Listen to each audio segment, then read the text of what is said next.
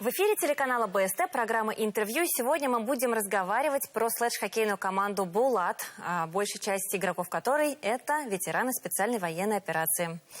Команда завершила сезонное выступление в чемпионате России в Лиге героев, но итоги подведем с главным тренером коллектива Павлом Володиным. Здравствуйте. Здравствуйте, Павел. Ну и вашей команде год. Сразу начнем с этого. Расскажите, каким он получился, в каких чемпионатах вы выступали? Ну, команда, получается, начала строиться в начале лета.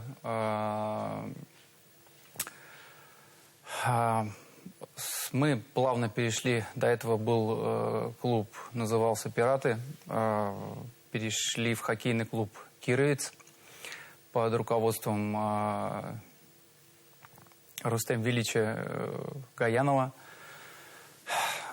Начали строить команду, с нами остались 3 игрока. Наш, я так называю, фундамент – это Сергей Кожевников, Еникеев Альберт, Уразаев Айрат. Получается, плюс мы взяли 5 ветеранов боевых действий, СВО. Соответственно, год для, можно сказать, такой получился трудоемкий в плане то, что предстояло очень много работы. Ребята были совсем в другой сфере, и пришлось объяснять, что такое вообще хоккей, смотреть на ребят, раздавать амплуа, понимать, какие у них сильные и слабые стороны, и, исходя из этого, расставлять ребят, кто будет играть в защите, кто в нападении. Соответственно, объясняли ребятам, показывали на видео, ставили катание, техника владения шайбы, техника катания, то есть и вообще, в принципе, объясняли, что такое хоккей. Вот год такой получился. Давайте мы сейчас сразу скажем о ваших результатах, и потом уже как раз о специфике вида спорта поговорим. Итак, результат – это 4-е место в Лиге героев. Но вы начинали с высшей лиги, да? Вот объясните нам, зрителям, что высшая лига – это что-то такое более сложное, а Лига героев – там команды, где собрались ветераны СВО. Верно? Да, все верно. Давайте я немножко попробую объяснить, что такое слэдж-хоккей, да? Давайте обыкновенный хоккей называть вертикальным хоккеем, да? Тут все немножко... В слэдж-хоккее сложнее, то, что все, в принципе, происходит на верхнеплечевом поясе, на руках. То есть игроки и ведут шайбу, и толкаются. Все это происходит, конечно, руками на санках. Санки настраиваются все сугубо индивидуально под спортсмена.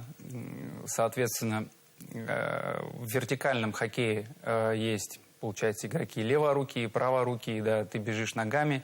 Здесь, то есть в левой руке клюшка, в правой руке клюшка. То есть специфика такая, что ты должен уметь бросить шайбу с любой руки, вести этой рукой шайбу. Так что немножечко вот этим отличается, скоростями отличается, конечно.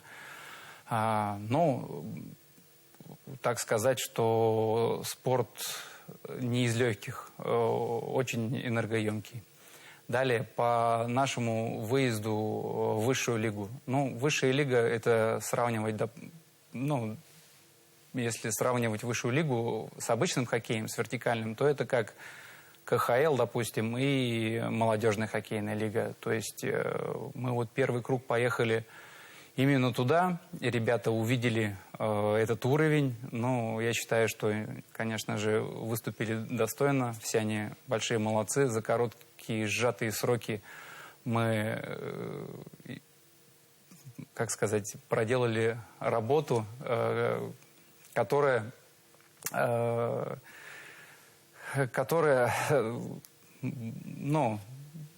достаточно успешно позволила нам выступить на первом этапе. Но потом вы поняли, да, что это все-таки сложно. Как вы сказали, там, конечно, играют звери. Ну, там игроки все уже подготовленные, которые занимаются не первый год, умеют хорошо владеть клюшкой, санками. то есть знают тактику, физически подготовленные, скажем вот так вот. Мгм.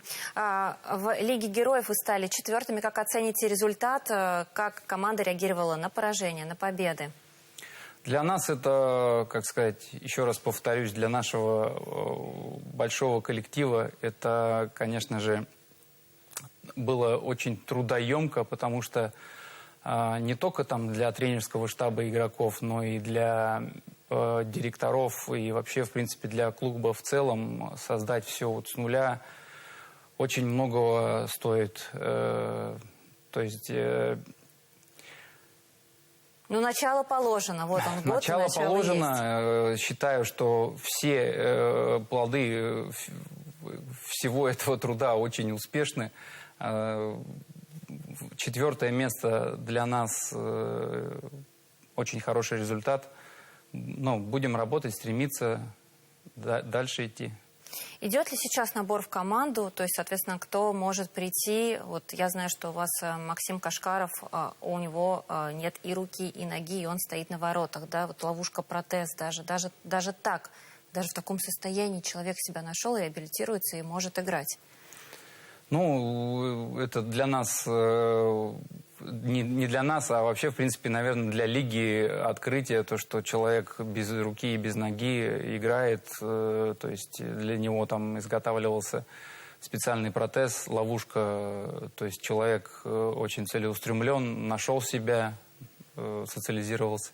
Расскажите все-таки, да, именно о наборе, то есть это бесплатные занятия или нет, предоставляется ли экипировка? То есть можно попробовать себя сколько, неделю, месяц походить, посмотреть или нет? Да, у нас набор идет постоянно, мы нуждаемся просто в игроках. То есть основное, то есть требование – это желание, наверное, да. Плюсом, конечно же, без вредных привычек человек, чтобы был. Занятия проводятся в Центре спортивной подготовки имени Мустафина. Проводится на данном этапе 3 раза в неделю. Это у нас вторник, четверг и воскресенье. Вторник и четверг – это время у нас 9:00, 10:30, а воскресенье – это у нас 9:30, 11:00. Занятия проводятся за час сбор. 15 минут мы готовим экипировку, это санки, клюшки. Потом за 45 минут мы разминаемся. Если ребята где-то ленятся, тренерский штаб им помогает хорошенечко размяться в этом плане. Потом мы выходим на лед. У нас ледовые тренировки сейчас проходят. Вторник достаточно нагрузочный день. Мы бегаем баллоны. Четверг больше такой денечек уделяем технике катания, владения шайбы. Тактики рассказываем, показываем ребятам, как должно быть, как должно выглядеть все на поляне. Потом воскресенье у нас чисто такой игровой день. Плюс после льда у нас земля проводится в зале. Там разнообразно на статику, где-то включаем резинки, канаты, то есть пресс. Еще раз повторюсь, то, что здесь очень важен верхний плечевой пояс для игроков. Стараемся подготовить ребят к хоккею. Вот вы работаете в паре с Сергеем Кочетком, наблюдала и смотрела за вашими тренировками, как вы нагружаете ребят, вы сами также катаетесь, отбираете у них шайбу, то есть это так усиливает эффект такой спортивный, да, я правильно понимаю, именно вот так со здоровыми бороться? Ну, мы немножечко, да, усложняем, потому что вертикальный хоккей, он быстрее, заставляем ребят, чтобы шайба быстрее ходила, чтобы они быстрее принимали решения на поляне, мыслили, сокращаем, одним словом, время на принятие решения, чтобы они росли. Вот вы мне сказали такую фразу про своих ребят, что у них прям много жизни в них. Вот как они реагируют на поражения и на победы? То есть вот удается ли психологически тоже как-то вот поспособствовать их росту? Ну, старались ребят перед каждой игрой настраивать только на победу. То есть, ну, как сказать, то, что спорт – это спорт всегда первых мест. чтобы от нас энергетика, как сказать, энергетика приходила к ним, чтобы они понимали, что мы от них требуем. Требуем только побед, соответственно. Ребята, конечно же, когда проигрывали, расстраивались, но мы, опять же, вот именно там на чемпионате ведем разбор игр, то есть видеопросмотр, то есть разбираем игры соперников, то есть говорим ребятам, как играть, где играть, объясняем позиции, где они должны закрывать на льду. И вот, соответственно, так потихонечку, помаленечку, я думаю, что мы растем. А какие планы вообще на следующий год? И в этом году вы еще не уходите в отпуск, да? То есть вы сейчас продолжаете тренироваться? Да, у нас, получается, сейчас, так сказать, подготовительный этап идет. Что мы делаем? Мы сдали нормативы на льду, сдали нормативы на земле. Соответственно, каждую неделю взвешиваем ребят, следим за весом, чтобы они только добавляли в своих физических кондициях.